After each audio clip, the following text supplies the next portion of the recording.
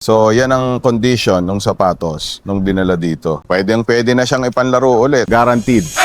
What is good, so fam? So here, we have yung Steph Curry na Under Armour. Dinala sa atin to ng may-ari kasi talagang sira-sira na yung pinaka-outsoles niya. No? Ito yung before niya.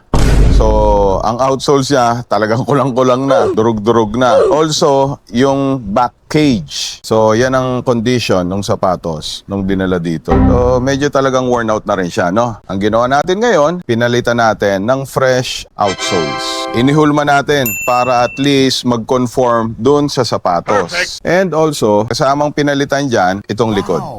Nadurog na kasi ito eh. Ang original nito, parang may plastic na rubber material. Combination ng plastic and rubber. Yun yung nagsisilbing cage niya para matigas yung sasakong. Since durog na rin yun, of course, pag nadurog na yung outsole, sahan na natin, madudurog din yung mga cage tsaka yung iba pang tabs yan. Pwede na siyang ipanlaro ulit. Kung nagtatanong naman kayo kung may spike ba yan, meron po yan. Pwede nyo parang ipanlaro to. Guaranteed. So if you want these kinds of shoe restoration project, don't hesitate. Visit us here.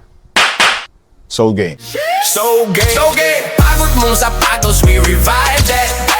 Lakad mo mapigat, we rewind that. Repair, custom clean.